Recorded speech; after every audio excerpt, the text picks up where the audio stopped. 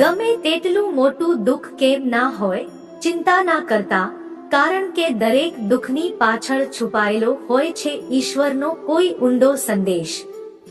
જ્યારે જીવનમાં દુઃખ આવે છે તો એવું લાગે છે કે જાણે બધું જ સમાપ્ત થઈ ગયું હોય, આશાઓ તૂટવા લાગે છે, મનમાં નિરાશા છવાઈ જાય છે અને આપણે વિચારવા લાગીએ છીએ કે ભગવાને મારી સાથે આવું કેમ કર્યું. પરંતુ શ્રી કૃષ્ણ કહે છે, ચિંતા ના કરો, હું તમારી સાથે છું. દરેક રાત પછી સવાર થાય છે, દરેક આંસુ પછી સ્મિત આવે છે. દુઃખ જીવનનો અંત નથી, આ તો એક વળાંક છે જ્યાંથી તમારો આત્મા વધુ મજબૂત બનીને ઉભરે છે. જેમ સોનું અગ્નિમાં તપાવવામાં આવે છે, તેવી જ રીતે આત્માને દુઃખમાં તપાવવામાં આવે છે. દુઃખ આપણને કમજોર નથી કરતું, તે આપણને તૈયાર કરે છે જીવનની આગળની ઊંચાઈઓ માટે. જ્યારે અર્જુન યુદ્ધના મેદાનમાં ઊભો હતો ત્યારે તેનું મન પણ ડરેલું હતું, ઉદાસ હતું. પરંતુ શ્રી કૃષ્ણે કહ્યું, મોહને છોડી દે, પોતાના કર્તવ્ય પર અડગ રહે અને મારા પર ભરોસો રાખ. શું તમે ક્યારેય વિચાર્યું છે કે જ્યારે તમે ભાંગી પડો છો તે સમયે તમને સંભાળનાર કોણ હોય છે?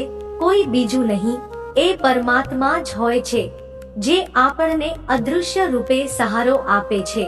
તો જ્યારે આગલી વખતે કોઈ મોટું દુઃખ આવે તો ચિંતા ના કરતા, બસ એટલું યાદ રાખજો કે આ પણ પસાર થઈ જશે. દરેક દુઃખ એક શીખ છે, દરેક આંસુ એક શક્તિ છે અને દરેક દર્દ એક બદલાવનો દ્વાર છે. વિશ્વાસ રાખો, ધીરજ રાખો અને શ્રી કૃષ્ણની વાતોને યાદ રાખો. શ્રી કૃષ્ણ કહે છે, મારામાં મન લગાવો, મારામાં વિશ્વાસ રાખો અને હું તમને દરેક સંકટમાંથી બહાર કાઢી લઈશ. આ અવાજ કોઈ સાધારણ મનુષ્યનો નથી, આ સ્વયં શ્રી કૃષ્ણની વાણી છે જે ગીતાના માધ્યમથી આજે પણ આપણા હૃદયોમાં ગુંજે છે. કૃષ્ણ જાણે છે કે જ્યારે મન વિચલિત થાય છે ત્યારે દિશા નથી દેખાતી, પરંતુ જ્યારે મન પ્રભુમય થઈ જાય છે ત્યારે તોફાન પણ રસ્તો આપી દે છે. શ્રી કૃષ્ણ કહે છે, મારામાં મન લગાવો, અર્થાત તમારા વિચારોને સંસારથી હટાવીને મારા ચરણોમાં લગાવો. જેમ નદીનું પાણી જ્યારે એક જગ્યાએ એકઠું થાય છે તો તે શક્તિ બની જાય છે, તેમ જ જ્યારે મન પ્રભુમાં કેન્દ્રિત થાય છે તો તે ભટકતું નથી, લક્ષ્ય પર ટકે છે. ભગવાન શ્રી કૃષ્ણ કહે છે, મારામાં વિશ્વાસ રાખો, એવું ના વિચારો કે તમારું દુઃખ ખૂબ મોટું છે, એવું ના વિચારો કે તમારી પાસે કોઈ નથી.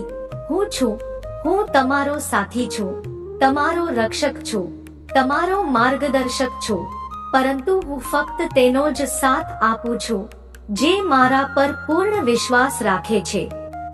શ્રી કૃષ્ણ કહે છે, હું તમને દરેક સંકટમાંથી બહાર કાઢીશ. કૃષ્ણ કોઈ વચન અધૂરું નથી છોડતા. જો તમે મનથી, ભાવથી, શ્રદ્ધાથી તેમને બોલાવો છો તો તેઓ કાળ બનીને તમારા દુઃખોનો અંત કરે છે. તેથી હે આત્માઓ, જ્યારે સંકટ આવે તો ગભરાશો નહીં.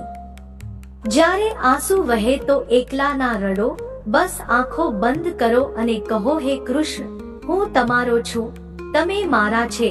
પછી જુઓ, સંકટ ચાહે ગમે તેટલું મોટું હોય, એક હળવું પ્રભુનું સ્મિત તમને કિનારે લઈ આવશે.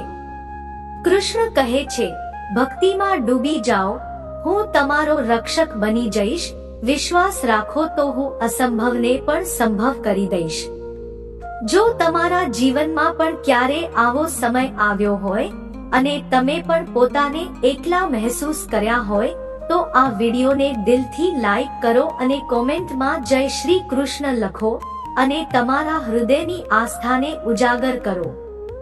આવા જ શ્રી કૃષ્ણના દિવ્ય જ્ઞાનને સાંભળવા માટે આપણી આ પૂજા સ્પિરિચ્યુઅલ વોઇસ ચેનલને સબસ્ક્રાઇબ કરવાનું ના ભૂલો અને તે નાનકડો બેલ આઇકોન જરૂર દબાવો, જેથી દરેક વખતે જ્યારે શ્રી કૃષ્ણ બોલે તે સૌથી પહેલા તમારા હૃદય સુધી પહોંચે.